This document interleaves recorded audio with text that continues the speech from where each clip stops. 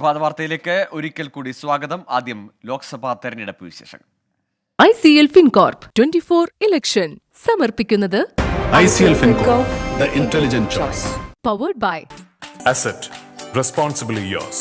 Plaza Premium Gold, the universe's finest ice cream. in association with Durashine Roof and Wall Sheets. ഒരു Tata blue scope steel ഉൽപ്പന്നം. ACCA CMA CA പഠിച്ച് ജയിക്കാനുള്ള ശരിയായ മാർഗം. എലാൻസ് 0% പണിക്കൂലി, 100% സന്തോഷം. Al Muqtadir jewellery group India UAE. MGM group of institutions.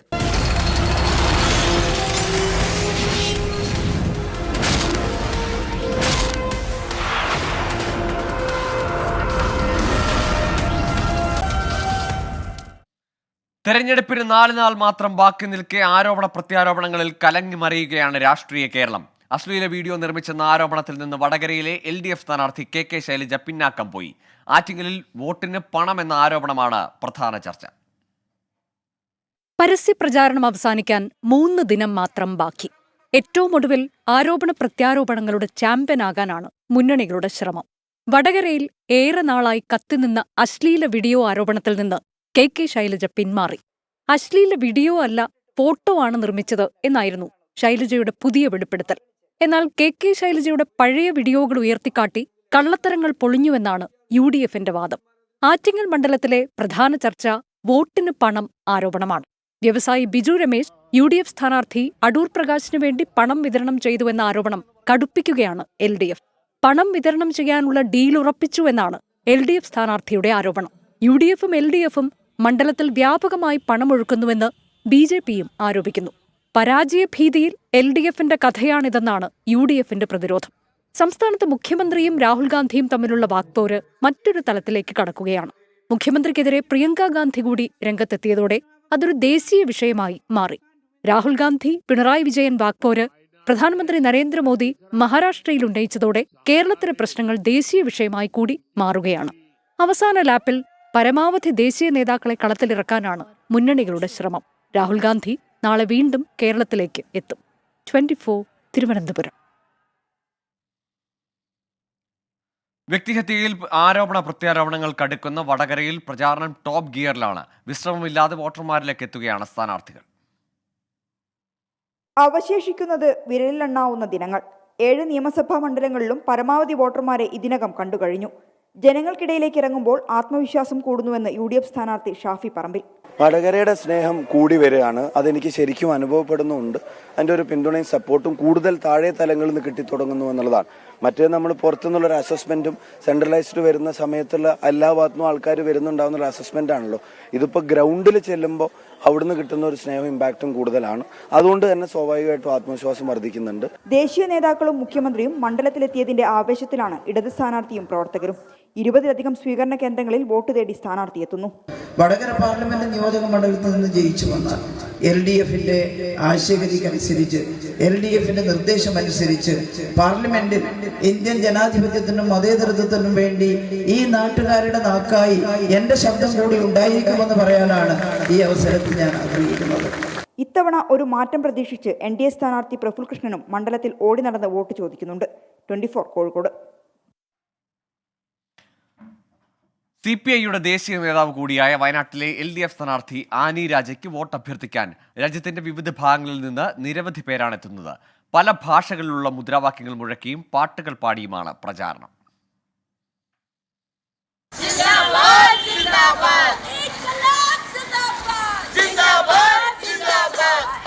ഡൽഹിയിൽ നിന്നുമെത്തിയ 85 വയസ്സുള്ള ഫിലോമിന ജോൺ, പശ്ചിമ ബംഗാളിൽ നിന്നുമുള്ള സിമി സർക്കാർ, പഞ്ചാബിൽ നിന്നുള്ള ഇഷ ശർമ്മ, അഖിലേന്ത്യാ മഹിളാ ഫെഡറേഷൻ ആക്ടിംഗ് സെക്രട്ടറി കൂടിയായ രാജസ്ഥാൻ സ്വദേശി നിഷ സിദ്ധു, അങ്ങനെ രാജ്യത്തിന്റെ വിവിധ ഭാഗത്തു നിന്നും ആനിരാജയ്ക്കുള്ള വോട്ടഭ്യർത്ഥനയിൽ പങ്കെടുക്കാൻ നിരവധി പേരാണ് വയനാട്ടിലേക്ക് എത്തുന്നത്.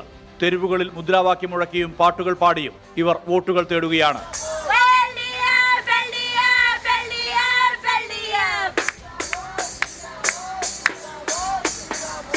Everywhere I saw tribal peoples, missionary, Christian peoples and minorities.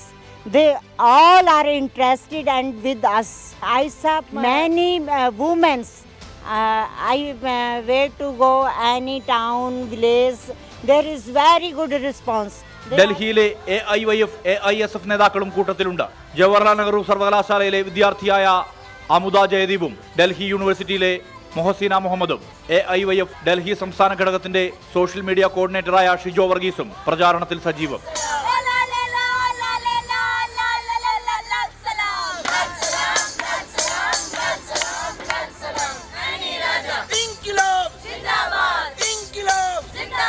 രാജസ്ഥാനിലുള്ള ആൾക്കാരുണ്ട്, ബംഗാളിൽ നിന്നുള്ള ആൾക്കാരുണ്ട്, പഞ്ചാബിൽ നിന്നുള്ള ആൾക്കാരുണ്ട്, തെലങ്കാനയിൽ നിന്നുള്ള ആൾക്കാരുണ്ട്, ഡൽഹിയിൽ നിന്നുള്ള ആൾക്കാരും ഉണ്ട്. ആനി കോമഡിന്റെ കൂടെ വർക്ക് ചെയ്തത് കാരണം അവർക്കറിയാം how effective she would be as a എന്താ പറയുക പാർലമെന്റേറിയൻ MP ആവുകയാണെങ്കിൽ. സോ അത് കാരണം അവർ പല സ്ഥലങ്ങളിൽ നിന്ന് വന്നിട്ട് ഞങ്ങൾ ഒരു ടൗണിൽ നിന്ന് വേറെ ടൗണിൽ പോകുന്നു, ആൾക്കാരെ കാണുന്നു, സ്ലോഗൻസ് റേസ് ചെയ്യുന്നു.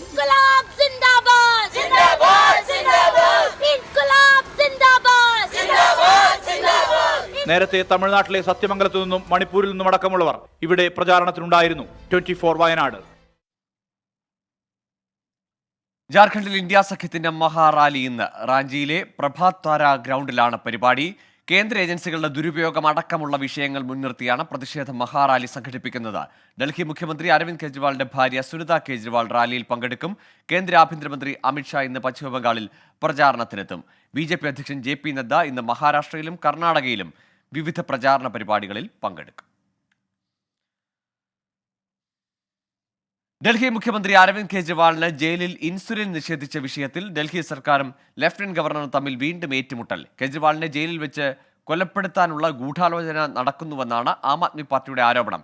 അറസ്റ്റിലാകുന്നതിന് മാസങ്ങൾക്ക് മുമ്പ് ഇൻസുലിൻ സ്വീകരിക്കുന്നത് കെജ്രിവാൾ നിർത്തിയെന്നാണ് തിഹാർ ജയിൽ അധികൃതർ ലഫ്റ്റനന്റ് ഗവർണർ VK സക്സേനയ്ക്ക് നൽകിയ വിശദീകരണം. ഒന്നാംഘട്ട പോളിംഗ് വിലയിരുത്തി കേന്ദ്ര തെരഞ്ഞെടുപ്പ് കമ്മീഷൻ. 2019-ലേതിനേക്കാൾ 4% പോളിംഗ് കുറഞ്ഞതായി വിലയിരുത്തൽ. വോട്ടെടുപ്പ് നടന്ന 21-ൽ 19 ഇടങ്ങളിലും പോളിംഗ് നിരക്ക് കുറഞ്ഞു. പോളിംഗ് ശതമാനം കുറഞ്ഞതിൽ ഇരു മുന്നണികളും ആശയക്കുഴപ്പത്തിലാണ്.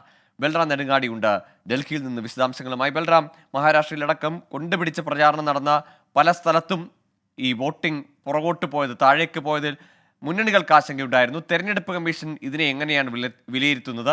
അടുത്ത ഘട്ടങ്ങളിൽ കൂടുതൽ പങ്കാളിത്തം ഉറപ്പാക്കാനുള്ള നടപടികൾ, ക്യാമ്പയിനുകൾ ഊർജിതമാക്കുമോ? ഗോകുൽ, തീർച്ചയായും തെരഞ്ഞെടുപ്പ് കമ്മീഷനെ സംബന്ധിച്ചിടത്തോളം പോളിംഗ് ശതമാനം കുറഞ്ഞത് വലിയ ആശങ്കയും ആണ് ഉണ്ടാക്കിയിരിക്കുന്നത്. കാരണം മുൻ തവണ തെരഞ്ഞെടുപ്പ് നടന്നതിനേക്കാൾ കൂടുതലായി വോട്ടിംഗ് 100% എത്തിക്കാനുള്ള പ്രചരണങ്ങൾ പ്രത്യേക അംബാസഡർമാരെ ഉൾപ്പെടെ നിയോഗിച്ചുകൊണ്ട് കേന്ദ്ര തെരഞ്ഞെടുപ്പ് കമ്മീഷൻ ശ്രമിച്ചിരുന്നു. എന്നാൽ അത് ഫലം കണ്ടില്ല എന്നാണ് വ്യക്തമാകുന്നത്. 2019-ലേതിനേക്കാൾ 4% പോളിംഗ് കുറഞ്ഞതായാണ് തെരഞ്ഞെടുപ്പ് കമ്മീഷന്റെ വിലയിരുത്തൽ. വോട്ടെടുപ്പ് നടന്ന 21-ൽ 19 ഇടങ്ങളിലും പോളിംഗ് നിരക്ക് കുറഞ്ഞിരിക്കുകയാണ്. രാജസ്ഥാൻ അടക്കമുള്ള ഹിന്ദി ഹൃദയഭൂമിയിലെ പോരാട്ടം കനത്ത പോരാട്ടമായിരുന്നു ഇന്ത്യ സഖ്യവും BJPയും തമ്മിൽ. രാജസ്ഥാനിലെ 12-ൽ 10 സീറ്റുകളിലെങ്കിലും ഇഞ്ചോടിഞ്ച് മത്സരം നടക്കുന്നുണ്ട് ആദ്യഘട്ടത്തിൽ എന്നാണ് വിലയിരുത്തലുണ്ടായത്. എങ്കിൽ പോലും പോളിംഗ് ശതമാനം 6% കുറഞ്ഞിരിക്കുകയാണ്. ഏറ്റവും കൂടുതൽ മണ്ഡലങ്ങളിൽ വോട്ടെടുപ്പ് നടന്ന തമിഴ്നാട്ടിൽ പോലും 3% കുറവാണ് പോളിംഗ് നിരക്കിൽ രേഖപ്പെടുത്തിയത്. പോളിംഗ് നിരക്ക് ഉയർന്നിരിക്കുന്നത് മേഘാലയ, ഛത്തീസ്ഗഡ് എന്നീ സംസ്ഥാനങ്ങളിൽ മാത്രമാണ്. മേഘാലയയിൽ 3%, ഛത്തീസ്ഗഡിലെ ബസ്തറിൽ മാത്രമാണ് വോട്ടെടുപ്പ് നടന്നത്. അവിടെ 1% വർധനവാണ് പോളിംഗ് നിരക്കിൽ ഉണ്ടായിരിക്കുന്നത്. അതുകൊണ്ട് തന്നെ അടുത്ത ഘട്ടങ്ങളിൽ ഈ ഒന്നാം ഘട്ടത്തിലാണ് ഏറ്റവും കൂടുതൽ മണ്ഡലങ്ങളിൽ പോളിംഗ് നടന്നത്. രണ്ടാം ഘട്ടം മുതൽ തന്നെ വോട്ടിംഗ് പ്രോത്സാഹിപ്പിക്കുന്നതിന് വേണ്ടിയുള്ള പ്രചരണം സജീവമാക്കാനുള്ള തീരുമാനം തെരഞ്ഞെടുപ്പ് കമ്മീഷൻ എടുത്തിരിക്കുന്നു. ഒപ്പം തന്നെ ഇരു മുന്നണികളും ഈ പോളിംഗ് നിരക്ക് കുറഞ്ഞതിനെ വിലയിരുത്തുന്നത് ആശയക്കുഴപ്പത്തിലാണ്. BJP ആഭ്യന്തരമന്ത്രി അമിത്ഷായുടെ നേതൃത്വത്തിൽ വിലയിരുത്തൽ നടത്തിയിരുന്നു. BJPക്ക് വലിയ പ്രതീക്ഷ ഇത്തവണ ഉണ്ടായിരുന്നു. പ്രചരണ വിഷയമാക്കിയ വിഷയങ്ങൾ അടക്കം മുൻനിർത്തിക്കൊണ്ട് യുവ വോട്ടർമാരുടെ പ്രാതിനിധ്യം കൂടുതലായി വോട്ടെടുപ്പിൽ ഉണ്ടാകുമെന്ന് പ്രതീക്ഷിച്ചിരുന്നു. എന്നാൽ അത് തിരിച്ചടിയാകുന്ന തരത്തിലുള്ള ഒരു പോളിംഗ് നിരക്കാണ് ഒന്നാം ഘട്ടത്തിൽ രേഖപ്പെടുത്തിയിരിക്കുന്നത്. ഗൂഗിൾ. ശരി, ബൽറാം നെടുങ്ങാടിയാണ് വിവരങ്ങൾ പങ്കുവച്ചത്. ഏതായാലും പോളിംഗ് ശതമാനം കുറഞ്ഞതിൽ ഇലക്ഷൻ കമ്മീഷനും വലിയ ആശങ്കയുണ്ട്. ത്വരിതഗതിയിലുള്ള നടപടികൾ, അടുത്ത ഘട്ടത്തിൽ കൂടുതൽ പങ്കാളിത്തം ഉറപ്പാക്കാൻ നടപടികൾ ഉണ്ടാകും എന്നാണ് പ്രതീക്ഷിക്കുന്നത്. ഇപ്പോൾ വരുന്ന ഒരു വാർത്ത. തിരുവനന്തപുരം കഴക്കൂട്ടത്ത് പിറന്നാൾ പാർട്ടിക്കിടെ ഉണ്ടായ സംഘർഷത്തിൽ 5 പേർക്ക് കുത്തേറ്റു. 2 പേരുടെ നില ഗുരുതരം. കഴക്കൂട്ടത്തെ ബാറിൽ ഇന്നലെ രാത്രിയാണ് സംഭവം. AV ജയശങ്കർ ഉണ്ട് തിരുവനന്തപുരത്ത് നിന്ന് വിശദാംശങ്ങളുമായി. ജയശങ്കർ, എപ്പോഴാണ് ഈ സംഭവം? പരിക്കേറ്റവരുടെ നില എങ്ങനെ? ആരൊക്കെയാണ് ഈ പാർട്ടി സംഘടിപ്പിച്ചത്? ആരൊക്കെ തമ്മിലാണ് ഏറ്റുമുട്ടലുണ്ടായത്? അതായത് ഗോകുൽ, ഇന്നലെ രാത്രി 11 മണിയോടുകൂടിയാണ് ഇത്തരത്തിലൊരു സംഭവം നടക്കുന്നത്. തിരുവനന്തപുരം കഴക്കൂട്ടത്തെ ഒരു സ്വകാര്യ ബാറിലാണ് ഈ ആക്രമണം ഉണ്ടായത്. സുഹൃത്തുക്കൾ ഒരു പാർട്ടി സംഘടിപ്പിക്കുന്നു. ഈ പാർട്ടിക്കിടെ മദ്യപിച്ചതിന് ശേഷം ബഹളം ഉണ്ടാകുന്നു. ഈ ബഹളം ഒരു കത്തിക്കുത്തിലേക്ക്, ഒരു ആക്രമണത്തിലേക്ക് കലാശിക്കുന്നു. ഇതിലാണ് ഇപ്പോൾ നിലവിൽ 5 പേർക്ക് കുത്തേറ്റിരിക്കുന്നത്. ഇതിൽ 2 പേരുടെ നില ഗുരുതരമാണ്. പരിക്കേറ്റ 2 പേരെ തിരുവനന്തപുരത്തെ സ്വകാര്യ ആശുപത്രിയിലും 2 പേരെ തിരുവനന്തപുരം മെഡിക്കൽ കോളേജിലും പ്രവേശിച്ചിട്ടുണ്ട്.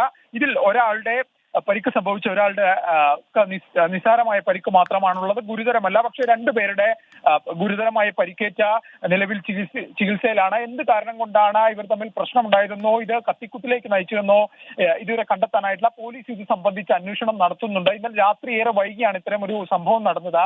എന്തായാലും രാവിലെ തന്നെ പോലീസ് ഇതുമായി ബന്ധപ്പെട്ട അന്വേഷണം നടത്തും. ഈ കുത്തേറ്റവരുടെയും ഒപ്പം തന്നെ ഈ കുത്തിയവരുടെയും ഒക്കെ തന്നെ ക്രിമിനൽ പശ്ചാത്തലം പോലീസ് പരിശോധിക്കുന്നുണ്ട്. ഇവരുടെ വിവരങ്ങൾ പോലീസ് ഇതുവരെ പുറത്തുവിട്ടിട്ടില്ല. എന്തായാലും ഇക്കാര്യത്തിൽ പോലീസും ഒരു പരിശോധന നടത്തുന്നുണ്ട്. മറ്റെന്തെങ്കിലും തരത്തിലുള്ള ലഹരി ജയശങ്കർ, ഇത് ആരെയാണ് ആക്രമിച്ചത്? ഈ പാർട്ടിക്ക് എത്തിയ ആളുകൾ തമ്മിൽ ഉണ്ടായ സംഘർഷമാണോ, അതല്ല ബാറിലുണ്ടായിരുന്ന മറ്റേതെങ്കിലും ആളുകളുമായി ഈ പാർട്ടി നടത്തിയ ആളുകൾ ഏറ്റുമുട്ടുകയായിരുന്നോ?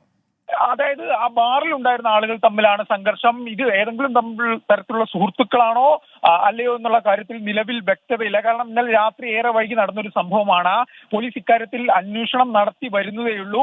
ആ സമയത്ത് ബാറിൽ ഉണ്ടായിരുന്ന ആളുകളുടെ ഉൾപ്പെടെ വിവരങ്ങൾ പോലീസ് ശേഖരിക്കുന്നുണ്ട്. CCTV ദൃശ്യങ്ങൾ ഉൾപ്പെടെ പുറത്തു വരാനുണ്ട്. ദൃശ്യങ്ങളൊന്നും തന്നെ ഇതുവരെ പുറത്തേക്ക് വന്നിട്ടില്ല. അതെല്ലാം വരുന്ന ഒരു ഘട്ടത്തിലായിരിക്കും ഇക്കാര്യത്തിൽ കൂടുതൽ വ്യക്തത വരിക. എന്തായാലും പോലീസ് ഈ ആളുകളുടെ ക്രിമിനൽ പശ്ചാത്തലം ഉൾപ്പെടെ പരിശോധിക്കുന്നു. ഇവരുടെ വിവരങ്ങൾ ഇതുവരെ പുറത്തുവിടാൻ പോലീസ് തയ്യാറായിട്ടുമില്ല. രാത്രി നടന്നൊരു സംഭവമാണ്. അതുകൊണ്ട് തന്നെ പോലീസിനെ സംബന്ധിച്ച് കുറച്ചുകൂടി പരിശോധനകൾ ആവശ്യമാണ്. ഇതിന് പിന്നിൽ മറ്റെന്തെങ്കിലും ലഹരി ഉപയോഗിച്ചാണോ ഇവർ ഇത്തരത്തിലൊരു ആക്രമണത്തിലേക്ക് കടന്നത് ഉൾപ്പെടെയുള്ള കാര്യങ്ങൾ പോലീസ് പരിശോധിക്കുന്നുണ്ട്. എന്തായാലും ഇതിൽ 2 പേരുടെ നില ഗുരുതരമായി തുടരുകയാണ് ഗോകുൽ.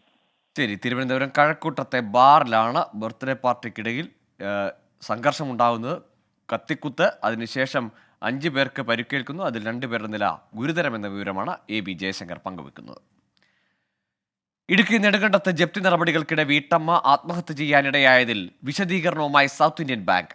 ജീവനൊടുക്കിയ ഷീബയ്ക്ക് കുടിശ്ശിക ഉണ്ടായിരുന്നില്ലെന്നും മറ്റൊരാളാണ് വീഴ്ച വരുത്തിയതെന്നുമാണ് വിശദീകരണം.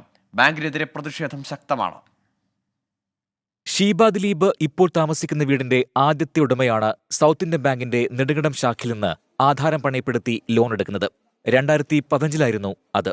25 ലക്ഷം രൂപയുടെ ലോൺ 2018 കുടിശ്ശികയായി. ഇതോടെ ബാങ്ക് ജപ്തി നടപടി ആരംഭിച്ചു. ഈ കാലയളവിലാണ് വായ്പക്കാരൻ വീടും സ്ഥലവും ഷീബയ്ക്കും കുടുംബത്തിനും കൈമാറുന്നത്. ആധാരപ്രകാരം ഷീബയ്ക്ക് ബാങ്കുമായി പണ ഇടപാടുകളില്ല എന്നാണ് സൗത്ത് ഇന്ത്യൻ ബാങ്കിന്റെ വിശദീകരണം. 2023 ജപ്തി നടപടികളുമായി മുന്നോട്ടുപോകാൻ കോടതി അഡ്വക്കേറ്റ് കമ്മീഷണറെ ചുമതലപ്പെടുത്തിയിരുന്നു.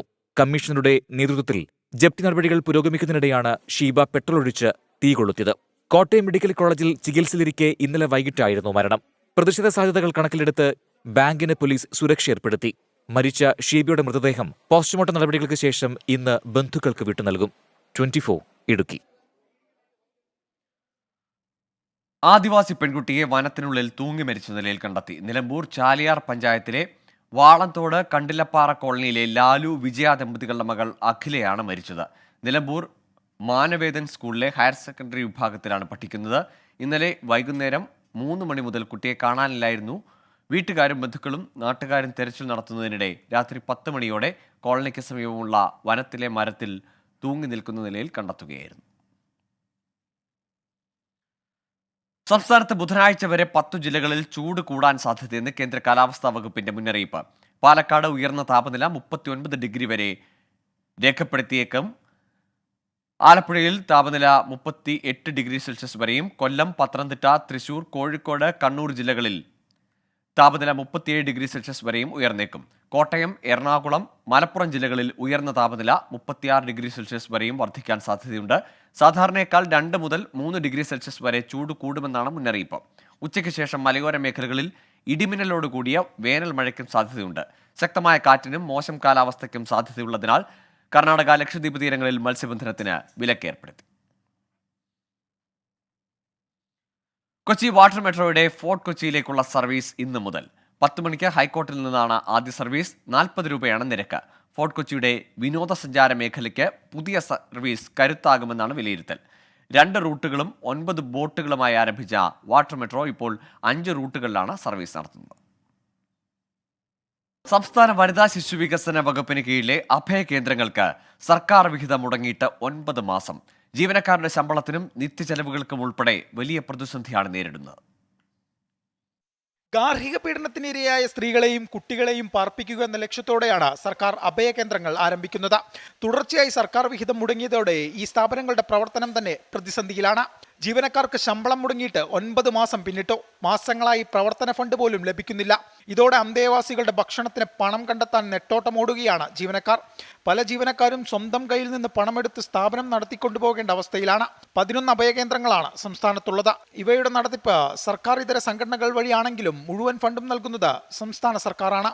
ഈ ഫണ്ടാണ് മാസങ്ങളായി മുടങ്ങിയത്. അതേസമയം സർട്ടിഫിക്കറ്റ് നൽകിയ എല്ലാ കേന്ദ്രങ്ങൾക്കും ഫണ്ട് അനുവദിച്ചിട്ടുണ്ടെന്നാണ് വനിതാ ശിശുക്ഷേമ വകുപ്പിന്റെ വിശദീകരണം. എന്നാൽ അനുവദിച്ചു എന്ന് പറയുന്ന ഫണ്ട് ഇതുവരെ സ്ഥാപനങ്ങളുടെ അക്കൗണ്ടിൽ എത്തിയിട്ടില്ല എന്നതാണ് നടത്തിപ്പുകാർ പറയുന്നത്. എ.വി. ജയശങ്കർ, 24, തിരുവനന്തപുരം. സർക്കാർ ജോലിക്കായുള്ള പരിശ്രമം തുടരുന്നതിനിടെ നെൽകൃഷിയിൽ വിജയം കണ്ട ഒരു കൂട്ടം ചെറുപ്പക്കാരെ പരിചയപ്പെടാം. PSC റാങ്ക് ലിസ്റ്റിൽ ഇടം നേടിയ യുവാക്കളാണ് ഇടുക്കി രാജാക്കാട് 1.5 ഏക്കർ സ്ഥലത്ത് കൃഷി ഇറക്കിയത്.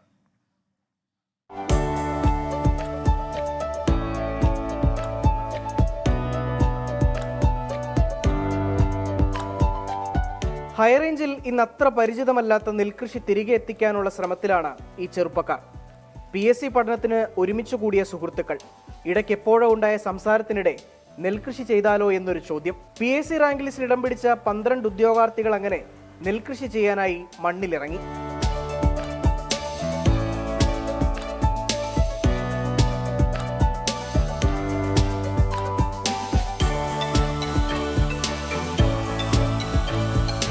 യുവ സ്വയം സഹായ സംഘം എന്ന് പറഞ്ഞിട്ടൊരു സ്വയം സഹായ സംഘമാണ്. അപ്പോൾ ഞങ്ങൾ PSCയിൽ പഠിക്കുന്ന വിദ്യാർത്ഥികളാണ്. അപ്പോൾ ഗവൺമെൻറ്റിൻ്റെ ഭാഗം ഒരു പദ്ധതി KVKയുടെയും കൃഷിഭവൻ്റെ ആഭിമുഖ്യത്തിൽ തുടങ്ങിയപ്പോൾ ഞങ്ങളിങ്ങനെ വിളിച്ചതാണ്. 150ഓളം ദിവസങ്ങൾ എടുത്തിട്ടുണ്ട് ഇത് കംപ്ലീറ്റ് ആവാനായിട്ട്, പ്രൊജക്റ്റ് കംപ്ലീറ്റ് ആവാനായിട്ട്. അക്ഷയ എന്ന് പറഞ്ഞൊരു പുതിയ ഇനം നെല്ലാണ്.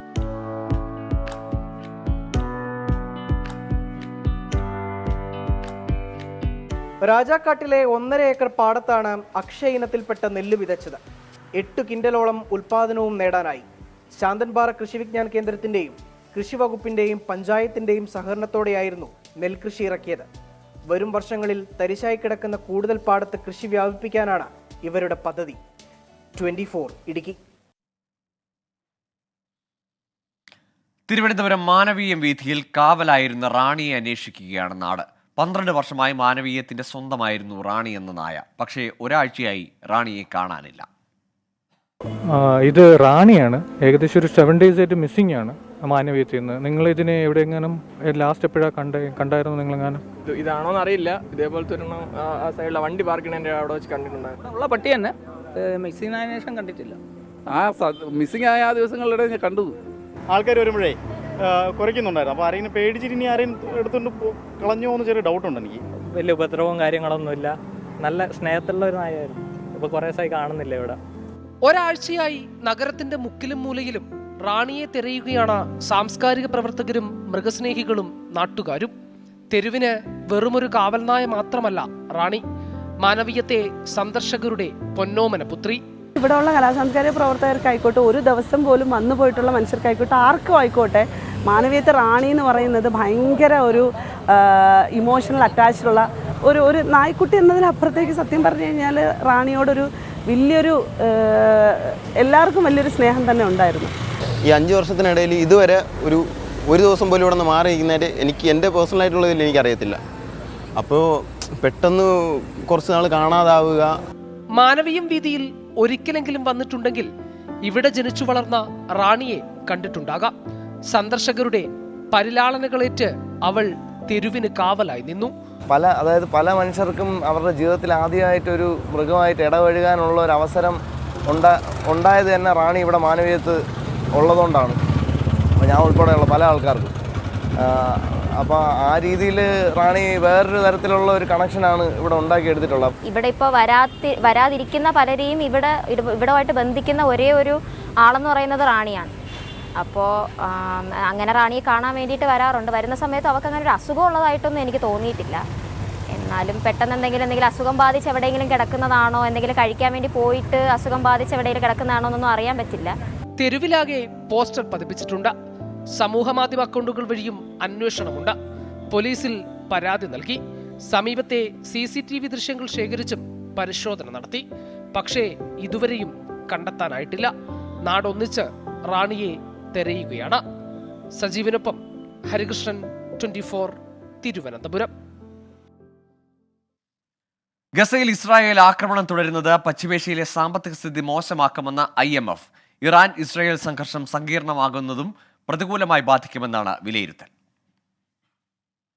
വാഷിംഗ്ടൺ ആസ്ഥാനമായ UN സാമ്പത്തിക ഏജൻസിയുടെ അവലോകന റിപ്പോർട്ടിനെ അടിസ്ഥാനമാക്കിയാണ് അന്താരാഷ്ട്ര നാണ്യനിധി IMF ഇത്തരമൊരു മുന്നറിയിപ്പ് നൽകുന്നത്. ഉപരോധവും കോവിഡും ഉണ്ടാക്കിയ പ്രതിസന്ധികൾക്ക് ശേഷം സാവധാനം ശക്തി പ്രാപിക്കാൻ തുടങ്ങിയ ഗൾഫ് രാജ്യങ്ങളിലെ സമ്പദ് വ്യവസ്ഥ പശ്ചിമേഷ്യൻ സംഘർഷവും മറ്റു രാഷ്ട്രീയ കാരണങ്ങളും നിമിത്തം വീണ്ടും മോശമായ അവസ്ഥയിലേക്ക് നീങ്ങാൻ സാധ്യതയുണ്ടെന്ന് റിപ്പോർട്ടിൽ ചൂണ്ടിക്കാട്ടുന്നു. മിഡിൽ ഈസ്റ്റും ആഫ്രിക്കയും ഉൾപ്പെട്ട മെന മേഖലയിലെ സാമ്പത്തിക വളർച്ചയെ ഇപ്പോഴത്തെ പ്രതിസന്ധി പ്രതികൂലമായി ബാധിക്കുമെന്നും, എന്നാൽ സംഘർഷത്തിന് എത്രയും പെട്ടെന്ന് പരിഹാരമുണ്ടായാൽ 2025ഓടെ സാമ്പത്തിക വളർച്ചാ നിരക്ക് 4.2% ഉയരുമെന്നും റിപ്പോർട്ടിൽ വ്യക്തമാക്കുന്നുണ്ട്. കഴിഞ്ഞ ഒക്ടോബറിൽ പശ്ചിമേഷ്യൻ രാജ്യങ്ങളിലെ സമ്പദ് വളർച്ചാ നിരക്ക് 3.4% ഇപ്പോഴത് 2.7% കുറഞ്ഞിട്ടുണ്ടെന്നും റിപ്പോർട്ടിൽ സൂചിപ്പിക്കുന്നു. സുഡാനിലെ യുദ്ധം, ചെങ്കടലിലെ കപ്പൽ ഗതാഗത പ്രതിസന്ധി, എണ്ണ ഉൽപാദനത്തിലെ കുറവ്, വെസ്റ്റ് ബാങ്കിലെ ആക്രമണം എന്നിവയെല്ലാം